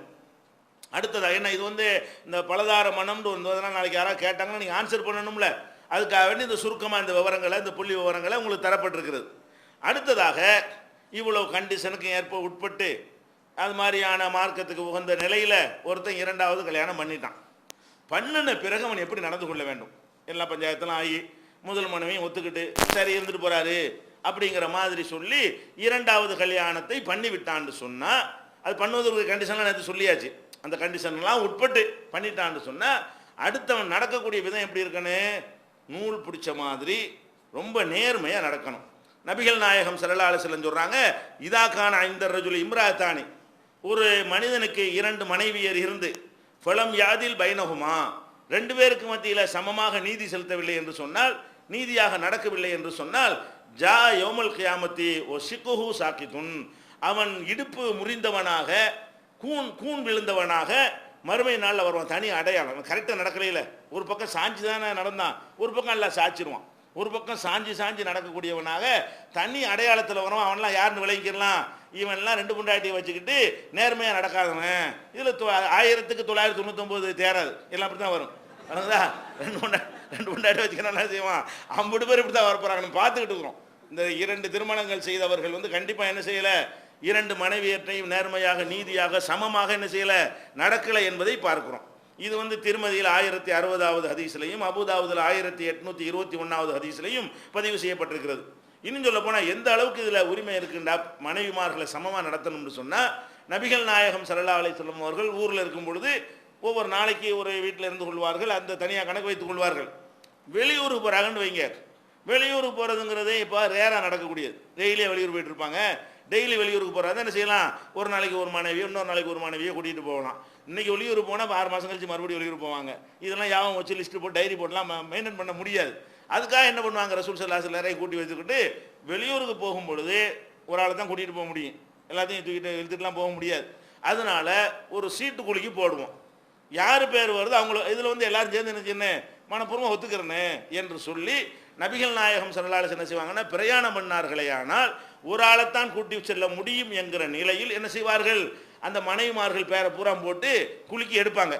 எந்த மனைவியின் பேர் வருகிறதோ அந்த மனைவி என்ன செய்யலாம்? பிரயாணத்தில் கூட போகலாம். அப்போ எல்லாருக்கும் சமம் இல்லாட்டா கூட சீட்டு குலுக்கி போட்டு தீர்மானிக்கும் பொழுது அவங்க திருப்தி அடைஞ்சிருவாங்க. நம்ம பேர் வரலாம் தானே, அந்த மனைவி பேர் வரலாம், இந்த யார் பேர் வந்தாலும் வரலாம். அந்த சீட்டு கொடுக்குதல் என்பதில் ஒரு உரிமையை கொடுத்துட்டாங்க. நம்ம சீட்டை எடுத்துட்டு நம்ம பேர் வராட்டி நம்ம என்ன பண்ணுறது அப்படின்னு எடுத்துக்கொண்டார்களே. ஆனால் இப்போ ஒரு மனைவி கூடுதலான கணவனோட நெருக்கத்தை காட்டினாலும் இது அநீதியில் வராது. ஏன்? குலுக்கல் முறையிலான நம்மளா ஒரு பாரபட்சமாக நடக்கலையில், குலுக்கல் முறையில் எல்லாரையும் கேட்டு வைத்து கொண்டு முடிவெடுக்கிற காரணத்தினால அந்த மாதிரி செய்யலாம். இது மார்க்கத்தில் ஒரு பொதுவான பிரச்சனைகள் வரும்போது இப்படி நடந்து கொள்ளலாம். ஒரு 5 சட்டை இருக்கிறது, 6 பேர் இருக்கிறாங்க, 6 பேரும் எனக்கு வேணுங்கிறாங்க, பிரித்து கொடுக்கணும். சட்டை இருக்கிறது 5 தான், மேற்கொண்டு ஒரு சட்டை வாங்க காசு இல்லை, சட்டை இல்லை கிடைக்கல, இதான் மொத்தமாக இருக்குன்னு வைங்க. அப்போ என்ன பண்ணுறது? எப்படி தீர்க்கிறது? யாராவது ஒரு ஆளை விட்டோம்னு சொன்னால் என்னை வேணும்னு புறக்கணிச்சிட்டாங்கன்னு சொல்லுவான். இருக்கிறது 5 தான், யாரை புறக்கணித்தாலும் யாரை ஒரு ஆளுக்கு இல்லைன்னு சொன்னாலும் அந்த இல்லாத ஆள் என்ன சொல்லுவார்? என்னை மட்டும் வேணும்னு புறக்கணிச்சிட்டாங்க அப்படிம்பாங்க. எதுவோ யாராக இருந்தாலும் சொல்லத்தானே செய்வாங்க. 6 பேரையும் கூப்பிட வேண்டியது, 6 பேர் பட்டையும் கொடுக்குவோம், 5 சீட்டை எடுப்போம், 5 சீட்டில் வர்றவங்களுக்கு சட்டையை கொடுத்துருவோம். யார் பேர் வரலையே அவங்களுக்கு சட்டை இல்லை இப்படின்னு எடுத்துக்கிறோமான்னு கேட்குறோம். சரின்றாங்க. இப்போ யார் மேலே வருத்தப்படுவாங்களா? வருத்தப்படுவாங்க. இருக்கிறத தான் கொடுக்க முடியும். அந்த மாதிரி செய்வது தப்பு கிடையாது. அப்போ நபிகள் நாயகம் ஸல்லல்லாஹு அலைஹி வஸல்லம் அவர்கள் பிரயாணத்தில் போனார்களேயானால் மனைவிமார்கள் பெயரை குலுக்கி போட்டு என்ன செய்வார்கள்? அதை எடுத்து அவங்கள எதுக்கு இதெல்லாம் செய்கிறாங்க? வெளியூர் போகிறோம், நீ வாமாண்டு ஒரு ஆள் கூட்டிகிட்டு போயிட வேண்டியானே, அதில் கூட நமக்கு ரைட் இல்லைன்ற சொல்ல நினைக்கிறாங்க. என்ன நினைக்கிறாங்க? இது மனைவிமார்கள் சம்பந்தப்பட்ட விஷயமா இருக்கும் பொழுது ஒருவரை நம்மளா அழைத்து கொண்டு சென்று விட்டோம் என்று சொன்னால் இன்னொரு மனைவி என்ன செய்வாங்க? நம்மளை நமக்குள்ள உரிமை பறிக்கப்படுகிறது, நம்மளை சரியா மரியாதை கொடுக்கல, நமக்கு சம உரிமை தரலன்னு நினைப்பாங்களா இல்லையா? அது வரக்கூடாதுங்கிறத நினைச்ச கூட்டிட்டு போயிடலாம். ஆனால் அவங்களுக்கு மற்றவங்களுக்கு அந்த எண்ணம் வரக்கூடாதுங்கிறதுக்காக வேண்டி இதுல எல்லாம் ரசூலுல்லாஹ் எது கவனமா இருக்கிறாங்க? இப்படிலாம் நம்ம இந்த மாதிரி சீட்டு குலுக்கி போட்டு செய்கிற அளவுக்குலாம் நம்ம 2 மனைவி வைத்திருக்கக்கூடியவர்கள் சரியா நடக்கிறாங்களா? இது நீங்கள் புகாரியில் 2594, 2661, 2668, 2879 ஆகிய ஹதீஸ்களை இதை பார்க்கலாம். அதே மாதிரி 2 மனைவி இருந்தாங்கன்னா இங்கே ஒரு நாள் அங்கே ஒரு நாள் தங்குறோம்ல, இது நீங்கள் நினச்சிடக்கூடாது. இதெல்லாம் இளமையில் ஒரு சந்தோஷமாக மனைவியோட தாம்பத்தியத்தை அனுபவிக்கிறதுக்கு மட்டும் உள்ள நினைக்கக்கூடாது. நீங்கள் தளர்ந்து போய் கிளடு தட்டி போனாலும் சரி, அப்போ நீங்கள் என்ன செய்யணும்? நீங்கள் இல்லறத்தில் ஈடுபடாட்டாலும் சரி, அந்த கட்டத்தை தாண்டிட்டாலும் சரி, மனைவியோட கணவன் இருக்கிற அந்த நெருக்கம், அன்பு பொழிகிறது, பாசமாக இருப்பதுக்கெல்லாம் தேவைப்படுமா இல்லையா? வெறுமனே இந்த தாம்பத்தியத்துக்கு மட்டும் கிடையாது. வயசான காலத்தில் ரசூல் ஸல்லல்லாஹு அலைஹி வஸல்லம் உடம்பே சரியில்லாமல் போயிட்டாங்க. எந்த அளவுக்கு சரியில்லாமல் போயிட்டாங்க? கடைசி காலம் நெருங்கிருச்சுங்கிற அளவுக்கு. உடம்பு சரியில்லாமல் போய் நிற்க முடியாமல் மூர்ச்சையாகி உளுந்து 2 ஆள் தோளில் கையை போட்டு நடக்கிற அளவுக்குலாம் ஏற்பட்டு இந்த மாதிரி நிலையில் வரும் பொழுது அவங்களுக்கு இந்த தாம்பத்திய பிரச்சனைலாம் இருக்குமா? இருக்காது. அந்த நேரத்தில் என்ன செய்கிறாங்கன்னு கேட்டால், உடம்பு சரியில்லைன்னா, இது உடம்பு சரியில்லாத ஒரு ஆள் ஒரு நாளைக்கு ஒவ்வொருத்துக்கு மாற்றிட்டு இருக்கேளுமா? 10 வீடு 4 வீடு 4 பொண்டாட்டின்னு வைங்க. இங்கே ஒரு மண்ணடியில் ஒரு பொண்டாட்டி, திருவள்ளிக்கேணியில் ஒரு பொண்டாட்டி, அது மாதிரி வந்து புதுப்பேட்டில் ஒரு பொண்டாட்டி இருக்குன்னு வைங்க. இவனுக்கு ஆள் உடம்பு சரியில்லாமல் இருக்கான், சந்தாக்களை தூக்கிட்டு போயிட்டு இருக்க முடியும்? முடியுமாண்டேன். ஆள் நல்லா திறகாத்திரமா இருந்தாலும் செய்யலாம், அங்கே ஒரு நாள் போடான்னு சொல்லலாம். நோயாளியாக கிடக்கலான்னு வைங்க. இந்த மாதிரி ஒருத்த மனுஷன் இருந்தான்னு சொன்னால் இவனை வந்து எல்லா மனைவி மாட்டையும் சமமாக இருக்குன்னு சொல்ல முடியுமா? எந்த பக்கத்தில் ஆஸ்பத்திரி பக்கத்தில் இருக்குதோ, திடீர்னு டாக்டர்கள் வருவாங்களோ, வீடு வசதியாக இருக்குமோ, அந்த இருக்கிற வீடு அந்த கவனிக்கக்கூடிய வசதியெல்லாம் இருக்குமோ, அதை தேர்ந்தெடுத்து கொண்டு ஏதாவது ஒரு இடத்துல இருந்து கொள்ளலாம். அப்படி இருந்தால் மற்றவங்கள்ட்ட பர்மிஷன் கேட்கணும். 2 மனைவி இருந்தாங்கன்னா என்ன செய்யணும்? ஒரு மனைவி வீட்டில் இருந்தால் தான் அந்த காற்றோட்டமாக இருக்கும், நோயாளிக்கு ஏற்ற மாதிரி இருக்கும், ஆஸ்பத்திரிக்கு பக்கத்தில் இருக்கும். வேற ஒன்றும் தாம்பத்தியம் நடக்க போகிறதில்ல. அவனே பெட்டில் கிடக்கிறான். பெட்டில் கிடக்கக்கூடிய நிலம் வந்தால் கூட அந்த நாள் அவங்களுடைய நாள். 2 மனைவி இருந்தால் ஒரு நாள் அவளுக்குன்னா ஒரு நாள் இவளுக்கு என்ற அளவுக்கு என்ன செய்யணும்? கரெக்டாக அவன் நடக்க வேண்டும். அப்போ இந்த சாதாரண நோயாளியாக போய் தங்கக்கூடிய நிலையில் கூட அப்படி இருக்கணும் என்பதற்காகத்தான் நபிகள் நாயகம் ஸல்லல்லாஹு அலைஹி வஸல்லம் அவர்கள் இந்த கடைசியில் உடம்பெல்லாம் முடியாமல் போய் 5 நாள் தான் மூத்தவருக்கு இருக்குது. இந்த மாதிரியான ஒரு கட்டம் நெருங்கக்கூடிய நேரத்தில் மனைவிமாரெல்லாம் கூப்பிட்டு, இப்படி ஒரு வீடாக மாறிக்கிட்டுலாம் இருக்க முடியாது, ஏழை எனக்கு, நான் வந்து ஒரு வீட்டில் இருந்துக்கிறேன், ஆயிஷாவோட வீட்டில் நான் நினைஞ்சிக்கிறேன், நீங்கள் எல்லோரும் பர்மிஷன் கொடுங்க அப்படின்னு எல்லா மனைவிமார்ட்டையும் பர்மிஷன் கேட்டு, அதுக்கு பிறகு ரசூல் ஸல்லல்லாஹு அலைஹி வஸல்லம் எங்கே தங்குறாங்க? ஆயிஷா நாய் வீட்டில் தங்கி அங்கே தான் மௌத்தாகுறாங்க. அப்போ ஏன் ஆயிஷா நாய் வீட்டில் அவங்க தங்கி மௌத்தானாங்கன்னு கேட்டால் மற்றவங்களுக்கு அநீதிலாம் கிடையாது. ஏன் அந்த மாதிரி நடந்தாங்க? எல்லா மனைவி அவங்களுடைய நிலைமையை பார்க்குறாங்க. நமக்கு முடியாத நேரத்தில் ஒவ்வொரு வீடுக்காக போயிட்டு இருக்க முடியாது. ஒவ்வொரு நாளும் ஒரு வீட்டில் ஒவ்வொரு மனைவியும் நம்ம கணவரை கவனிக்கணும்னு ஆசைப்படுவாங்க. அந்த மாதிரியான வாய்ப்பு கொடுக்க நினைச்சாலும் நோயாளிங்கிற நிலையில் அவங்க நிலையிலையும் பார்க்கணும்ல. அவங்களுக்கு ஒவ்வொரு இடமா போகிறதுங்கிற கஷ்டமாக இருக்குமா இல்லையா? அதையெல்லாம் கவனத்தில் கொண்டு இந்த காலத்தில் வந்து குறிப்பிட்ட நேரத்தில் மாத்திரை கொடுக்கணும், கரெக்டாக அது மெயின்டைன் பண்ண வேண்டியெல்லாம் இருக்கும். ஒவ்வொரு நாளைக்கு ஒரு இடத்துக்கு போனால் மாத்திரை மாற்றி கொடுத்தா என்ன ஆயிடுது? அதில் ஒரு ஆள்கிட்ட கண்ட்ரோலில் இருந்தால் என்ன செய்யும்? அது ஒழுங்காக அவரை கவனிச்சுக்கிடுவாங்க. இந்த மாதிரிலாம் இருந்துச்சுன்னு சொன்னால் என்ன செய்யணுமா? பர்மிஷன் வாங்குங்கிறாங்க. அட நோயாளியாக போய் படுத்த படுக்கையில் இருக்கும்போது ஒரு இடத்துல கூடுதலாக தங்குறதுக்கு பர்மிஷன் வாங்கணும்னு சொன்னால் நீ திடகாத்திரமாக இருந்துக்கிட்டு ஒரு கல்யாணத்தை பண்ணி 2வது கல்யாணத்தை பண்ணிவிட்டு இந்த பின்னாடி மறந்து போடுறியப்பா, இது என்ன நியாயங்கிறேன். இந்த மாதிரி நிலையில கூட நீ என்ன செய்யணும்? முடியல, சும்மாவது போய் அங்கே போய் இருந்துட்டு வா, அவளுக்குரிய டேட் அது அப்படின்னு சொல்லி நினைக்கக்கூடிய ஒரு மார்க்கத்தில் இருந்து கொண்டு இவங்க என்ன செய்கிறாங்க? 2வது 2 கல்யாணம் பண்ணவர்கள்லாம் ஒன்று இங்கேயே கடந்துடுறாங்க, இல்லாட்டி அங்கேயே நினைஞ்சிடறாங்க, கடந்துடக்கூடிய காட்சியை பார்க்குறோம். புகாரியில் 198, 665, 2588, 3099, 4442, 4450 ஆகிய ஹதீஸ்களில் புகாரியில் இது நீங்கள் பார்க்கலாம். அப்போ இதில் என்ன வழங்குகிறோம்? பெண் மனைவிமார்கள் 2 பேர் இருந்தார்களே ஆனால் 2 பேருக்கும் இவன் விஷயத்தில் சமமான உரிமை இருக்கிறது. 2 பேரையும் எல்லா விஷயத்திலையும் சமமாக என்ன செய்யணும்? நடத்த வேண்டும் என்பதை இதிலிருந்து விளங்கிக் கொள்கிறோம். அதே மாதிரி வந்து நபிகள் நாயகம் ஸல்லல்லாஹு அலைஹி வஸல்லம் அவர்கள் எப்படி அவங்க நாட்களை பிரித்திருப்பாங்கன்னா, ஒவ்வொரு நாளைக்கு ஒரு மனைவி வீட்டிலாம் இருப்பாங்க. ஆனால் சவுதா அவங்களுக்குன்னு உள்ள நாளில் மட்டும் ஆயிஷா நாய் வீட்டில் தங்கிக் கொள்வார்கள். ஏன்னு கேட்டால் எல்லார் மனைவியும் கூட பேசும்போது சவுதா ரலியல்லாஹு அன்ஹா என்ன செஞ்சாங்க? நான் ரொம்ப வயசான ஆளாக போயிட்டேன், நீங்கள் வந்து எனக்குன்னு ஒரு நாள் தனியாக ஒதுக்க வேண்டியதில்லை, நீங்கள் வந்து உங்களுக்கு பிடிச்ச ஒரு மனைவியோட இருந்துக்கிறங்க அப்படின்னு சொன்ன உடனே அந்த ஒரு நாளையும் எங்கே ஆயிஷா நாய்க்கு அவங்க விட்டு கொடுக்குறாங்க. அதனால என்ன செய்வாங்கன்னா, ஒரு சுற்று வரும்பொழுது 2 நாட்கள் ஆயிஷா நாய் வீட்டில் இருப்பாங்க, மற்ற மனைவி வீட்டிலலாம் ஒரு நாள் இருப்பாங்க.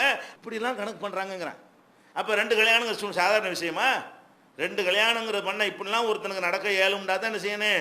ஏற்கனவே உள்ள மற்ற காரணங்களும் இருக்கணும். இப்படிலாம் நூல் பிடிச்ச மாதிரி கரெக்டாக நடக்கலைன்னு சொன்னால் மறுமையில் தனி அடையாளத்தோடு வந்துடுவோம். சாதாரண ஒரு காரியம் கிடையாது என்பதை இது புரிந்து கொள்ள வேண்டும். சவுதா அவர்கள் சம்பந்தப்பட்ட இந்த செய்தி புகாரில் 2594, 2688, 5212 இந்த ஹதீஸ்களில் இடம்பெற்றிருக்கிறது. அப்போ ஒவ்வொரு நாள் வரைக்கும் கரெக்டாக இருக்கணும். என்ன ஒரு சலுகை இருக்கிறது? புதுசாக கல்யாணம் பண்ணுறான்ல ஒரு மனைவி இருக்குது, அந்த மனைவி இருக்கும்போது புதுசாக ஒரு கல்யாணம் பண்ணுறான், புதுசாக கல்யாணம் பண்ணுறாங்கிறதுக்காக வேண்டி புது பொண்ணுன்னு வந்துடுறாங்களே என்ன இருந்தாலும் அந்த ஒரு டயத்துக்கு மட்டும் உங்களுக்கு ஒரு சிறப்பு சலுகை இருக்கிறது. என்ன சிறப்பு சலுகை? அவங்க வந்து ஒரு இப்போ கன்னி பெண்ணாக இருந்தார்களே ஆனால் அவங்கள்ட்ட ஒரு ஃபஸ்ட்டு ஒரு 7 நாளைக்கு அவங்க தங்கிக்கிடலாம். புது மாப்பிள்ளையாக போயிடுவாங்கல்ல, புது மாப்பிள்ளையாக இருக்கும் இங்கே ஒரு நாள் அங்கே ஒரு நாளுங்கிறது வேணாம் இல்லையா? அவங்க வந்து ஏற்கனவே ஒரு கணவனோட வாழ்ந்த ஒரு பெண்ணாக இருப்பார்களே ஆனால் விடோவாக இருந்து கல்யாணம் பண்ணி கொண்டார்களே ஆனால் 3 நாள் அவங்கள்ட்ட தங்கி விட்டு அதுக்கடுத்து கரெக்டாக சமமாகி விடணும். அதுக்கான மாதக்கணக்கில் புது பொண்டாட்டின்னு மாதக்கணக்கில் நம்ம தங்கிட முடியாது. புதுசாக ஒரு கல்யாணம் பண்ணி முதல் மனைவி இருக்கும் 2வது பண்ணான்னு சொன்னால் அவன் எப்படிலாம் நடந்துக்கிறனே. கன்னி பெண்ணாக இருந்தால் 7 நாள் அங்கே தங்கி கொள்ளலாம். கன்னி பெண்ணாக இல்லாமல் இருந்தாங்கன்னு சொன்னால் ஒரு 3 நாள் தங்கி கொள்ள வேண்டும். அதுக்கு அடுத்த நாளில் இருந்து இங்கே ஒரு நாள் அங்கே ஒரு நாள், இங்கே ஒரு நாள் அங்கே ஒரு நாள், அல்ல இங்கே 2 நாள் அங்கே 2 நாள், அல்ல இங்கே 5 நாள் அங்கே 5 நாள், அப்படி ஏதாவது ஒரு வகையில் அவங்களோட வசதி தகுந்தவாறு இங்கே ஒரு வாரம் அங்கே ஒரு வாரம், இங்கே ஒரு மாதம் அங்கே ஒரு மாதம், ஏதாவது ஒரு கணக்கில் சமமாக இருக்கணும். அழகாக பேசி என்ன செய்யணும், சமமான முறையில் நடக்கணும் என்பதை இதிலிருந்து நம்ம என்ன செய்கிறோம். இதை ரசூல் ஸல்லல்லாஹு அலைஹி வஸல்லம் என்ன சொல்கிறாங்கன்னு கேட்டால், இப்போ நான் சொன்னது 7 நாள் 3 நாள் சிறப்பு சலுகையாக கொடுக்குறோம் இல்லையா, இது புகாரில் 5213 5214 ஆகிய ஹதீஸுகளில் இடம்பெற்றிருக்குது. இதில் எல்லாம் என்ன செய்யணும், கரெக்டாக நடந்து கொள்ள வேண்டும். அடுத்து இன்னொரு முக்கியமான ஒரு விஷயம் என்னன்னு கேட்டால், ஒருத்தன் மனைவியோட வாழ்ந்துகிட்டு இருக்கிறான். மனைவியோட வாழ்ந்துகிட்டு இருக்கும் இந்த 2வது கல்யாணம் பண்ணுறான்ல, இவனா தேவைப்பட்டு இவனா அவசியம்னு உணர்ந்து பண்ணுறது ஒரு 10% தான் இருக்கிறது. 90% எப்படி இருக்குன்னு கேட்டால், இன்னொரு பொம்பளை வலையை போட்டு இழுத்தான் இவனை கொண்டு போயிடுறான். 90% எப்படி இருக்கு, இவன் பாட்டுக்கெல்லாம் தான் இருப்பான். இவனா நம்ம தேவைப்படுது பொண்ணு பார்த்து அறிவிப்பு செஞ்சு நல்ல பொண்ணு இருந்தால் சொல்லுங்க அப்படின்னு பார்த்து 2வது கல்யாணம் பண்ணுறவன் எவ்வளோ இருப்பான், 100க்கு 10 இருப்பான். 2வது கல்யாணம் பண்ணக்கூடியவர்களில் 100க்கு 10 பேர், மொத்தத்தில் 100க்கு 10 இல்லை. 100 பேர் 2வது கல்யாணம் பண்ணான்னா ஒரு 10 பேர் என்ன செய்வான், இந்த மாதிரி வந்து தேவைன்னு பண்ணுவான். மீதி 90 என்னவா இருக்கும்னு கேட்டால், இவனுடைய பணத்துக்காக வேண்டியோ ஏதோ ஒன்றுக்காக வேண்டிய, இவன் கடையில் வேலை செய்கிறவங்களா இருப்பாங்க, ஏதோ ஒரு தொடர்புள்ளவங்களாக இருப்பாங்க. இவனை பிடிச்சி இழுத்து போட்டுவிட்டா என்னவாயிரும், நல்லா வசதியாக இருக்காப்புல தெரியுது, இவன் கைக்குள்ளே போட்டுக்கிறோம். இப்படி இந்த பெண்கள் இன்னொருத்திக்கு புருஷனாக வாழ்ந்து கொண்டிருக்கிறான்னு தெரிஞ்சுக்கிட்டு இவனை கவர் பண்ணிக்கலாம் என்ற மாதிரி எல்லாம் சில பேர் என்ன செய்கிறாங்க, அப்படி இழுத்து போட்டு தான் நிறைய பேர் மாட்டிக்கிறான். நிறைய பேர் இந்த 2வது மாற்றலாம் இப்படி தான். இந்த மாதிரி வேலைக்கு போகிற இடத்துல பெண்கள் ஆண்களும் கலந்து ஒன்றா வேலை செய்கிறது, அதில் ஜோக் அடிச்சிக்கிறது, பழகிக்கிறது. அதுக்கப்புறம் அப்படி கொக்கியை போட்டு அவளுக்கு கல்யாணமாகவும் இருக்குமா, அப்படி கொக்கியை போட்டு என்ன செய்கிறது, ஏன் நீங்கள் என்ன கல்யாணம் பண்ணிட்டா என்னங்கிறது, அப்படியே கொஞ்சம் அதுக்கு பிகு பண்ணிக்கிறது. இப்படியே ஆரம்பித்து தான் வருது பஞ்சாயத்து வழங்குதா, இப்படி வருது. இப்படி வந்துச்சின்னு சொன்னால் அதுக்கு ரசூல் ஸல்லல்லாஹு என்ன செய்கிறாங்க, நீ வந்து ஒருத்திக்கு அவன் புருஷனாக இருக்கிறான், அவன் வாழ்க்கையை கெடுக்கிற மாதிரிலாம் நீ சாவி கொடுத்துடக்கூடாது. ரசூல் ஸல்லல்லாஹு அலைஹி வஸல்லம் சொல்கிறாங்க, நஹா ரசூலுல்லாஹி ஸல்லல்லாஹு அலைஹி வஸல்லம் அன் தஷ்தரித்தல் மர்அத்து தலாக உக்திஹா. ஒரு பெண் வந்து தன் சகோதரியாக்கி விட்டுறாங்க, தன் சகோதரியை விவாகரத்து செய்யுமாறு அந்த ஒரு ஆம்பளைக்கு நிபந்தனை போட்டு விடாத. இவன் என்ன செய்வா, நான் உன்னை கல்யாணம் பண்ணி முதல்ல இவ தான் கல்யாணம் பண்ணிக்கலாம் கேட்பா. அவன் ஒரு மாதிரியா ஒரு தயங்கி இங்கே கடைசியில் சரியுமானா அடுத்த இவத்துக்கு என்ன செய்வா, நான் கல்யாணம் பண்ணுறாந்தா உன் பொண்டாட்டி விட்டுப்பிடு, இப்போதான் ஆரம்பிப்பா, கொக்கியம் போடுவா. போட்டுவிட்டு கடைசியில் என்ன வாயிறேன், அவன் சரி இருண்டு அவனுக்கு ஒரு ஆசை வந்து செஞ்சு தான் தீரணுங்கிற அளவுக்கு உறுதி வந்துடும்ல. அந்த நேரத்தில் என்ன பண்ணுவா, அவளை விட்டா தான் நான் கல்யாணம் பண்ணிக்கிறவேன்னு சொல்லி அவள் ஏற்கனவே அவனோட வாழ்ந்து சுகதுக்கங்கள்லாம் பங்கெடுத்துட்டு இருக்கா பாருங்க, அவளை காலி பண்ணுன்னு கேட்கக்கூடிய பெண்கள்லாம் இருக்கிறாங்க.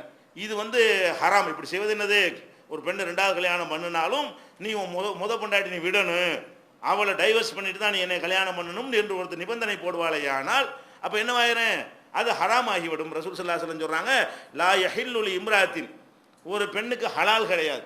லா யஹில்லுன்னா ஹலாலே ஆகாது, ஹராம். என்ன ஹலால் ஆகாது, தஸ்அலு தலாக உக்திஹா, தன் சகோதரியின் விவாகரத்தை கோரிக்கையாக வைப்பது அவளுக்கு ஹலால் இல்லை, ஹராமு. அவளுக்கு கிடைக்க வேண்டியது கிடைத்தே தீரும். இது புகாரில் 5152வது ஹதீஸில் இருக்கிறது. அது மாதிரி நஹா ரசூலுல்லாஹி ஸல்லல்லாஹு அலைஹி வஸல்லம் அன் தஷ்தரித்தல் மர்அத்து தலாக உக்திஹா, ஒரு தன் சகோதரியுடைய விவாகரத்தை டிமாண்டாக நிபந்தனையாக போடுவதை நபிகள் நாயகம் ஸல்லல்லாஹு அலைஹி வஸல்லம் அவர்கள் பெண்களுக்கு நினைஞ்சாங்க தடை செய்தார்கள் என்று புகாரில் 2727வது ஹதீஸில் இருக்கிறது. அப்போ இதே கருத்து வந்து 2140, 2723, 6601 ஆகிய ஹதீஸ் எல்லாம் பார்க்குறோம். அப்போ இந்த 2வது கல்யாணத்துக்கு முன் வரக்கூடிய பெண்களுக்கு உள்ள ஒழுங்கு இது. முதல் மனைவிடைய ஒழுங்கு இல்லை, 2வது நான் பொண்டாட்டியாக வர்றேன்னு ஒருத்தர் வர்றான்னு சொன்னால் அவன் என்ன பண்ணிடக்கூடாது, நம்மளே இன்னொருத்தன் வாழ்க்கையில் நுழைஞ்சி அவங்களுடைய பங்கை குறைக்கிறோம், நம்ம அநியாயமாக என்ன செய்யக்கூடாது, இவனை வந்து அங்கேருந்து பிரிச்சிடக்கூடாது, அவளை விட்டுட்டு நீ வந்துடுன்னு சொல்லக்கூடாது, இந்த மாதிரி நம்ம டிமாண்ட் போடக்கூடாது என்பதெல்லாம் என்ன செய்யணும். அவங்க அல்லாஹ்வை நம்பக்கூடியவர்களாக இருந்தால், மறுமை நம்புறவங்களாக இருந்தால், இஸ்லாத்தை மதிக்கக்கூடியவங்களாக இருந்தால் இதெல்லாம் கவனத்தில் கொள்ள வேண்டும். இதெல்லாம் 2ஆம் திருமணம் குறித்த செய்திகள். திருமணம்லாம் பண்ணியாச்சு, இடையில பிரச்சனைலாம் வருது, அதெல்லாம் விளக்கியாச்சு.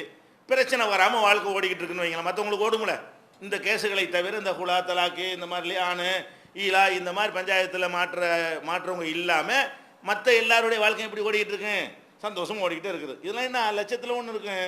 எத்தனை பேர் தலா குட்டின்னு கையை ஊற்றுனா ஒரு ஆள் கூட இருக்க மாட்டாங்க, வழங்குதா. எத்தனை பேர் புருஷனை விட்டு குலா பண்ணிட்டீங்கன்னு கேட்டால் ஒரு 1000 பேர் வச்சுக்கிட்டா 2 பேர் கை தூக்குவாங்க. இது சின்ன சதவீதம். ஆனால் சின்ன சதவீதமாக இருந்தால் நமக்கு அது வந்துடலாம் இல்லையா? அதுக்காக தான் அந்த சட்டங்கள் சொல்லப்படுகிறது. நாளைக்கு நமக்கு அது ஏற்பட்டுடலாம் என்பதற்காக வேண்டி. மற்றவங்களாம் என்ன பண்ணுறோம்? சந்தோஷமாக தான் வாழ்ந்து கொண்டிருக்கிறோம். சந்தோஷமாக வாழ்ந்து கொண்டிருக்கும் பொழுது இந்த குடும்பத்தில் அதுக்கப்புறம் குடும்ப பிரச்சனை இது முடிஞ்சு வச்சுன்னு அர்த்தம் கிடையாது. அதுக்கப்புறம் என்ன ஆயிரும்? நம்ம பிள்ளைய பெறுவோம், அந்த பிள்ளைய வளர்க்கணும், பிள்ளைக்கு செய்ய வேண்டிய விஷயங்கள் இதெல்லாம் குடும்பவியலில் சேர்ந்தது தான்.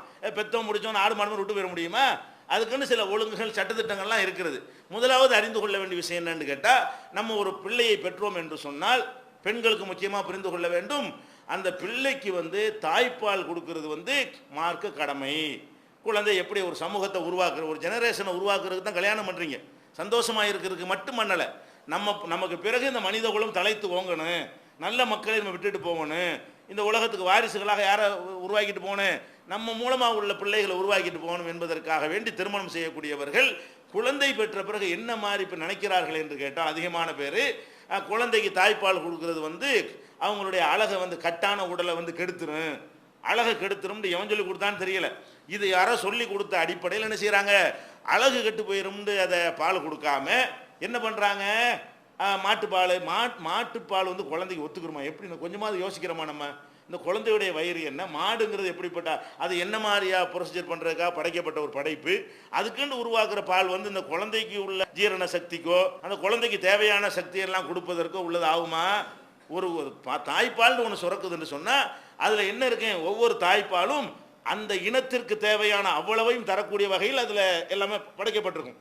ஒரு மாட்டினுடைய பால் இருக்கு பாருங்களேன், அது கண்ணுக்குட்டிக்கு தேவையான எல்லாம் அதுலேருந்து கிடைக்கும்.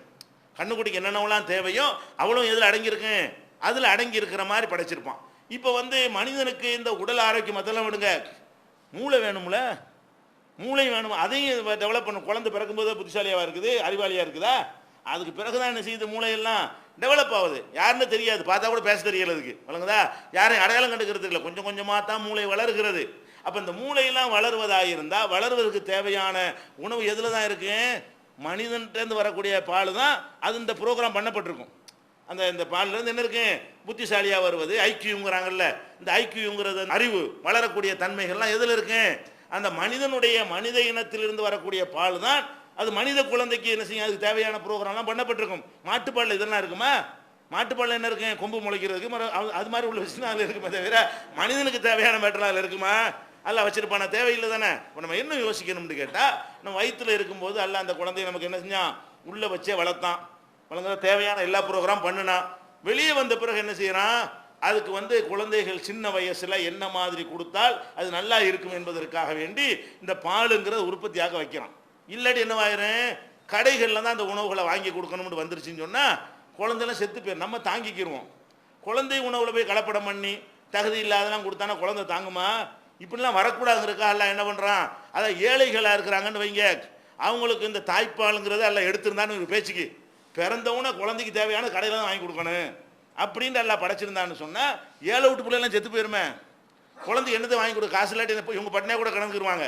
ஆனால் அந்த குழந்தைக்கு தேவையான உணவு ஏழையாக இருந்தாலும் கிடைக்கணும், பணக்கார வீடாக இருந்தாலும் கிடைக்கணும் என்பதற்காக வேண்டி எல்லாம் என்ன பண்ணுறான்னு கேட்டால் அவங்க பாடியிலேருந்து அதை உற்பத்தி பண்ணுறான். அவங்க உடம்புலேருந்து என்ன செய்கிறான்ல உற்பத்தி பண்ணி கொடுக்குறான். அப்போ எல்லாம் இதை உற்பத்தி பண்ணி தர்றான்னு சொன்னால், இயற்கை தர்றான்னு சொன்னால் அது அவங்க அந்த குழந்தைக்கு உள்ளது, அது குழந்தையுடைய ஹக்கு, அது குழந்தைக்கு தேவை என்கிற அடிப்படையாக வழங்கணுமா இல்லையா?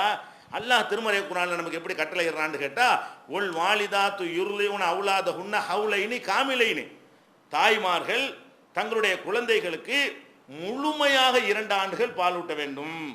பாலூட்டுற எவ்வளோ காலம் பாலூட்டணும்?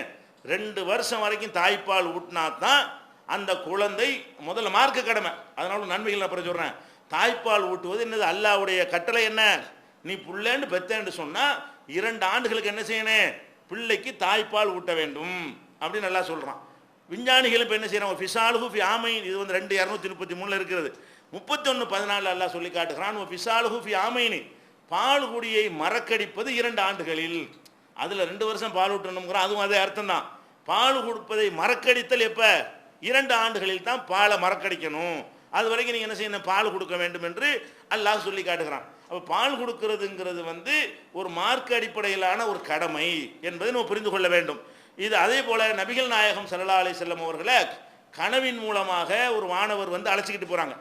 அழைச்சிக்கிட்டு போகும்பொழுது மறுமை நாளில் நடக்கும் இல்லையா அந்த வேதனைகள் என்னென்ன இருக்கோ அதுகளெல்லாம் அப்போவே எடுத்து காட்டப்படுது. அப்படி காட்டப்படும் பொழுது பலவிதமான ஆட்களை பார்க்குறாங்க. விபச்சாரம் செஞ்சவன், வட்டி வாங்கினவன், ஒவ்வொரு வகையான ஆட்களும் கஷ்டப்படுறத பார்க்குறாங்க. அந்த மாதிரி அவங்க பார்த்த காட்சியில் ஒரு காட்சி என்னன்னு கேட்டால், பெண்கள் சில பெண்களுடைய மார்பகங்களில் வந்து பாம்பு கொட்டி கொண்டே இருக்கிற மாதிரி பார்க்குறாங்க. இது ஏன் இவங்க யார், ஏன் இப்படி இருக்கிறாங்கன்ற சொல்ல விளக்கம் கேட்குறாங்க. அப்போ என்ன செய்கிறாங்க, இவர்கள் தான் தங்கள் குழந்தைகளுக்கு பாலூட்ட மறுத்த பெண்கள், பாலூட்டாமல் இருந்த பெண்கள், அவங்களுக்கு இந்த மாதிரியான ஒரு தண்டனை அவர்களுக்கு வழங்கப்படும் என்று நபிகள் நாயகம் ஸல்லல்லாஹு அலைஹி வஸல்லம் அவர்களுக்கு கனவின் மூலமாக என்ன செய்யப்படுகிறது, எடுத்து காட்டப்படுகிறது. நபிமார்களுடைய கனவுலாம் வஹி. நபிமார்களுக்கு அல்லாஹ் வந்து கனவுல ஒன்று காட்டினான்னு சொன்னால் அது ஒரு மெசேஜ் அல்லாஹ்வா சொல்கிறான்னு அதுக்கு அர்த்தம். அப்போ இந்த மாதிரியான தண்டனை இருக்கிற ஒரு விஷயம் இப்னு ஹுஸைமாவில் இது ஒரு ஆதாரப்பூர்வமான ஹதீஸாக பதிவு செய்யப்பட்டிருக்கிறது. அப்போ இந்த மாதிரியான ஒரு மார்க்க கடமை என்பது நீங்கள் என்னென்ன ஃபஸ்ட்டு விளங்கிக்கணும். குழந்தை இருக்குல்ல, இந்த குழந்தை வந்து நிறைய குழந்தைகள் நீங்கள் பார்த்தீங்கன்னா தாய்ப்பால் கொடுக்கப்படாமல் வளர்த்தாங்கன்னு சொன்னால், போதுமான அளவுக்கு தாய்ப்பால் கொடுக்காமல் வளர்த்தார்கள் என்று சொன்னால் அந்த குழந்தைகளுக்கு வந்து ஆஸ்துமா வருவதற்கு வாய்ப்பு அதிகம். ஆஸ்துமா வர்ற குழந்தைகளை பூரா எடுத்து ஆய்வு பண்ணுறான். ஆஸ்துமா இருக்குல்லையே அந்த நோய் வந்தவங்க, அந்த மாதிரி பெரிய ஆட்களை வந்தவங்களை ஆய்வு பண்ணி அவங்களுடைய பூர்வீகத்தை பற்றி விசாரிக்கிறான். விசாரித்தா அதில் உள்ள ஆட்கள் இப்போ அதிகமான ஆளுக்கு வந்து தாய்ப்பால் கொடுக்கப்படாத ஆளுக்கு, ஆஸ்துமா வந்த ஆட்களை எடுத்து மற்றவங்களுக்கு வரும் குறைவு 95% எந்த அளவுக்கு இருக்குன்னு கேட்டால் தாய்ப்பால் குடிக்காதவர்களுக்கு தான் இந்த ஆஸ்துமா வருது. அப்போ என்ன வழங்கனே, நோய் எதிர்ப்பு சக்திகளை என்ன செய்யும், அது நல்லா உருவாக்கி வைத்துக் கொள்ளும் தாய்ப்பால் கொடுக்கிறது. இந்த ஒரு நம்ம புள்ள ஆரோக்கியம் ஆஸ்துமா நோய் இல்லாமல் இருக்கணும்னா இது அவசியம் என்பது விளங்கிக்கிறணும். அதே மாதிரி வந்து குழந்தைகள் வந்து வேற தாய்ப்பால் இல்லாத உணவு கொடுத்தீங்கன்னு சொன்னால் குழந்தைகளுக்கு வந்து ரொம்ப கூடுதல் சதை போட்டுரும். குழந்தைகள் வந்து கொழுக்கு முழுக்குண்டு கூடுதலாக அதிகமான சதை போடுறது பார்க்க நல்லா இருக்குன்னு நீங்கள் நினைக்கிறீங்க. அளவுக்கு அதிகமாக சதை போடுவது வந்து அந்த குழந்தையை பாதிக்கும். குழந்தையிலே மன அழுத்தம் உண்டாயிரும். தனக்கு தாங்க இயலாது, அதுக்குன்னு தாங்கிறதுக்கு ஒரு வெயிட் இருக்கா இல்லையா. ஒரு குழந்தைங்கிறது பெரிய ஆட்களுக்கு கொஞ்சம் வெயிட் போச்சுன்னா மாடியில் ஏற முடியலைங்கிற, இறங்க முடியலைங்க, பார்க்குறோமா இல்லையா. அந்த ஹைட் அந்த வெயிட்டுக்கு தகுந்த சதை தான் இருக்கணும். குழந்தைகள் வந்து அவங்க வயசுக்கு தகுந்த மாதிரி ஒரு குறிப்பிட்ட இடம் டாக்டர் ரெக்கமெண்ட் பண்ணுவாங்க. இந்த உயரம் இந்த அளவுக்கு எவ்வளோ இடம் இருக்கணும்னு சொல்லி அந்த கணக்கில் இருந்தால் பிரச்சனை இல்லை. கூடுதல் எடை போடுவது வந்து அந்த குழந்தைக்கு என்ன இருக்கு, டெய்லி இந்த லக்கேஜ் குழந்தைகள் எல்கேஜிக்கு அனுப்ப பேக்கோட தூக்கி போடுறோம்ல, அது மாதிரி அதுக்கு ஃபீலிங் ஆகும். இப்படி தூக்கிட்டு திரியிறோமே, அப்போ நடக்கிற லேட்டாகவும் பெரிய சின்ன வயசுல டென்ஷன் ஆகி போய் மன அழுத்தம் குழந்தைகளே உண்டாகி போயிடும். எதுக்கு எடுத்தாலும் கோவப்படுற மாதிரியும் எதுக்கு எடுத்தாலும் ஆத்திரப்படுற மாதிரியும் அந்த மாதிரி எல்லாம் உண்டான என்ன வயிறேன் ஒரு பலவிதமான ஒரு டென்ஷனுக்கு குழந்தைகள் ஆளாயிரும். ஃப்ரீயாக அந்த குழந்தைகள் அது அந்த மூளை வேலை செய்யாதுல, மூளை வளர்ச்சியெல்லாம் பாதிக்குமா இல்லையா. அப்போ அதிகமான எடை போடுவதற்கு காரணம் என்னன்னு சொல்கிறான்னு கேட்டால் தாய்ப்பால் அல்லாத உணவுகள் அதிகமாக கொடுப்பது தான். அந்த பால் குடிக்கிற பருவத்தில் வந்து தாய்ப்பாலை கொண்டே தான் போதுமாக்கணும். பத்தலை என்று சொன்னால் 6 மாதத்துக்கு பிறகு வேறு ஏதாவது கூட சேர்த்துக்கிறங்க. அதையும் கொடுத்து 6 மாதம் தாய்ப்பால் தவிர எதுவும் கொடுக்காதீங்கிறான் இன்னைக்கு விஞ்ஞானிகள்லாம். 6 மாதத்துக்கு மேலே நீங்கள் அப்பவும் ஃபுல்லாக தாய்ப்பாலே போதுமானதாக இருக்குமே, ஆனால் அதிலே கொண்டு போயிருங்க. அது எல்லா சத்தங்களும் இருக்கிறது. தாய்ப்பால் சுரக்கலை அது மாதிரி பஞ்சாயத்து இருக்குமே, ஆனால் ஒரு தடவை தாய்ப்பால் கொடுங்க, ஒரு தடவை வந்து வேறு ஏதாவது அதுக்கு உள்ள தயாரிக்கக்கூடிய உணவுகள் இருக்கும்ல, குழந்தைக்கு ஏற்ற உணவுகளை வாங்கி என்ன செய்யலாம், அது கொடுத்து கொள்ளலாம். அது கூட சிறந்தது கிடையாது, வழி இல்லாட்டி செய்யலான்ற அளவுக்கு சொல்கிறாங்க. அந்த மாதிரி நீங்கள் மொத்தத்திலையும் இந்த மாதிரி தாய்ப்பாலை விட்டுட்டு கொடுத்தீங்கன்னு சொன்னால் அது உடல் பருமனாவது, குழந்தை உடல் பருமனுக்கு என்ன இருக்கு காரணமாக இருக்கும், அது குழந்தையை பாதிக்கும். அதே மாதிரி வந்து பிளட் கேன்சர், இரத்த புற்றுநோய்ங்கிறாங்கல்ல, அது புற்றுநோய் கட்டி மாதிரி உள்ளதில்லை, இரத்த அணுக்கள் என்னவாயிரும் அது பாதிப்பு ஏற்பட்டு போயிடும். அது பிளட் கேன்சர்னு அதுக்கு பேரை சொல்கிறான். இந்த பிளட் கேன்சர் வந்தால் அது அவ்வளோதான், போன அதை முடிஞ்சு வச்சுக்காத. அது வந்து படிப்படியாக வளர்ந்து போய் என்ன செய்யும், சிவப்பணுக்கெல்லாம் காலி பண்ணிவிடும். ரத்தத்தை ஏற்றிக்கிட்டே இருப்பாங்க, ஏற்றினாலும் எனக்கு ஏற்றுற தாண்டி அடிக்காது. எவ்வளோ ஏற்றினாலும் என்ன செய்யும், ரத்தம் ஏற்றிக்கிட்டே இருப்பாங்க. ஏற்றிக்கிட்டே இருந்தாலும் அதுக்கு மேலே என்ன செய்யும், 100 அணுவை ஏற்றுனா 125 அணுவை காலி பண்ணிகிட்டு இருக்காது. அந்த மாதிரி போயிட்டு இருக்கக்கூடிய நேரத்தில் அந்த பெரிய சின்ன குழந்தை இல்லை, பெரிய ஆளாக போய் அந்த பிளட் கேன்சர் வரும். இந்த பிளட் கேன்சர் வராமல் தடுக்கக்கூடிய அந்த அமிலங்கள் எதில் உருவாகுது, தாய்ப்பாலில் இருக்குங்கிறான். அதே மாதிரி சர்க்கரை நோயில் டைப் 1ங்கிற வகை சர்க்கரை நோய் இருக்குல்ல, அந்த நோய்கள் வருவதற்கு காரணமே வந்து தாய்ப்பால் இல்லாததுதான். தாய்ப்பால் கொடுத்து கொண்டு வந்தார்களே, ஆனால் சுகர் நோய் இருக்குல்ல சார், டைப் 1ங்கிறது விஞ்ஞானிக்கு மருத்துவர்கிட்ட போய் கேட்டுக்கிறேன், டைப் 1 என்ன பல வகையாக பிரிச்சிருக்கிறான். அந்த டைப் 1 வகையான சர்க்கரை நோய்கள் வருவது எது தடுக்குதான், தாய்ப்பால் தடுக்குது அப்படின்னு சொல்லக்கூடிய காட்சியை பார்க்குறோம். அதே மாதிரி மூளையை வளர்ச்சியை அதிகரிக்கக்கூடிய, மூளைன்னா மூளையுடைய அந்த சதை அளவு இல்லை, ஐக்குவே அதனுடைய ஆற்றலை அதிகப்படுத்தக்கூடிய அமிலங்களும் எதில் இருக்கிறது, தாய்ப்பாலில் தான் இருக்கிறது. இது மாதிரி இருக்குன்னு சொல்லிக்கிறான். அதை விட முக்கியம்னு கேட்டால் சில நோய்கள் பாரம்பரியமாக வரும். சில நோய்கள் வந்து பாப்பாக்கு இருக்கா அம்மாவுக்கு இருக்கா பிள்ளைக்கு வந்துடும். இந்த மாதிரி பாரம்பரிய நோயின்ட்டு சில நோய்கள் இருக்குது. எல்லா நோயும் அப்படி வராது. சில நோய்கள் என்ன செய்யும், பாரம்பரியமாக அந்த அணுக்கள் அந்த மரபணுக்கள் தொட்டுக்கிட்டே வந்து இப்படி வந்துக்கிட்டே வாய்ப்பு இருக்கிறது.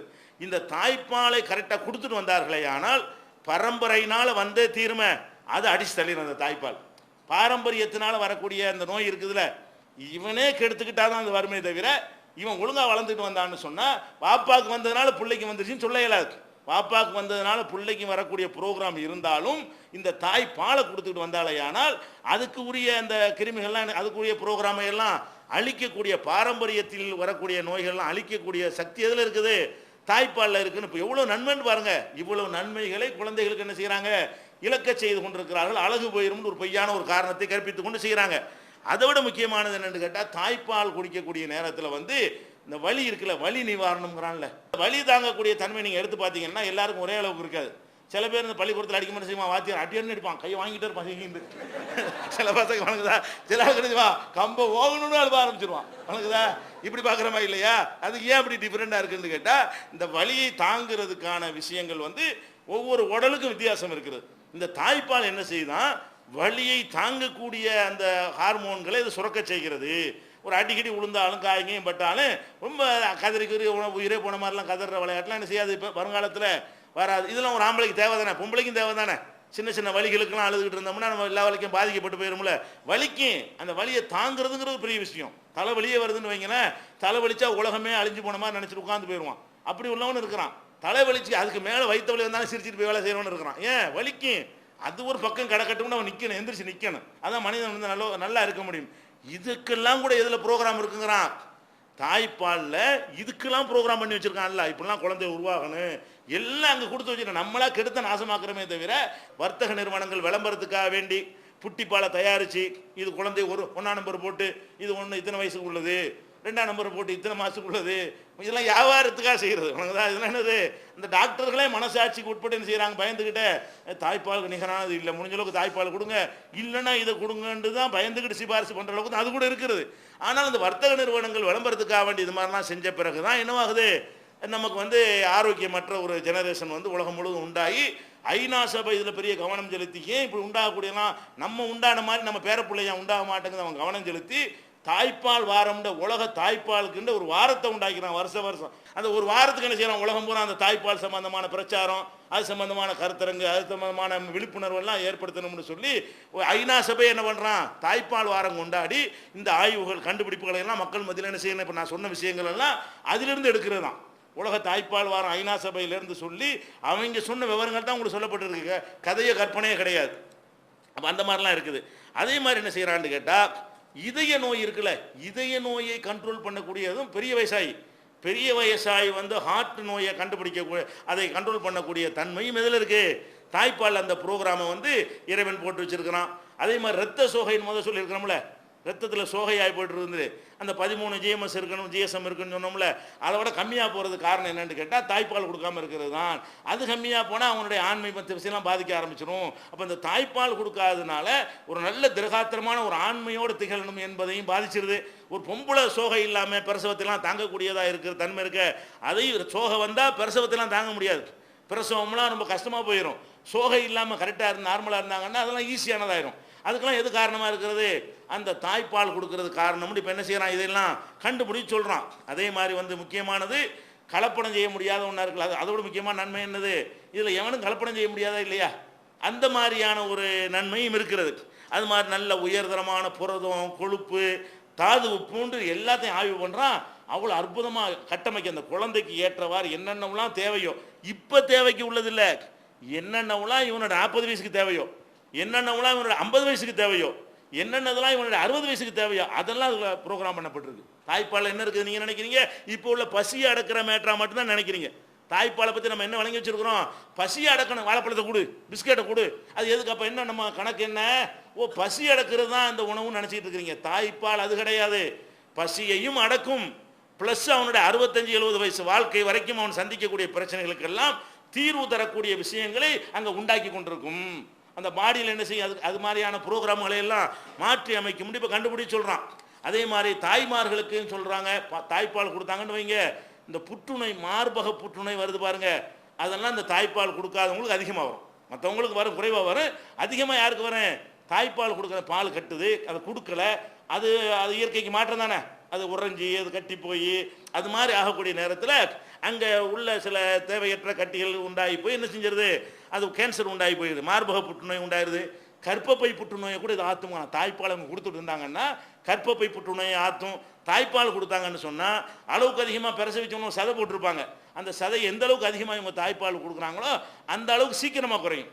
தாய்ப்பால் கொடுக்காதவர்கள் வந்து 1 வருஷத்தில் 2 வருஷத்தில் அவங்களுடைய எடை குறையும் என்று சொன்னால், தாய்ப்பால் கொடுக்குறவங்களுக்கு என்ன வையும், அதை விட குறைவான காலத்தில் வந்து அந்த எடையெல்லாம் குறைஞ்சி போயிடும், உள்ள புண்கள் எல்லாம் ஆறி போயிடும்.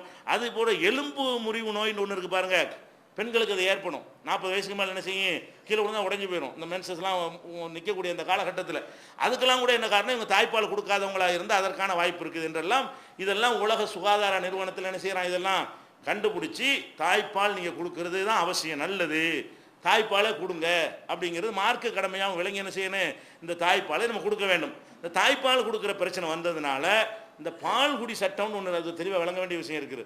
சும்மா பிள்ளைகளுக்கு பாலை கொடுத்துவிட்டு தாய் பிள்ளை ஆய்வாங்க, அந்த சட்டங்கள்லாம் விளங்காமல் அதனால் நிறைய குழப்பங்கள் சில குடும்பங்கள் என்ன இருக்குது ஏற்படுகிறது. இது தொடர்பான விஷயங்கள் இன்ஷா அல்லாஹ் நாளைக்கு பார்த்துக்கணும்.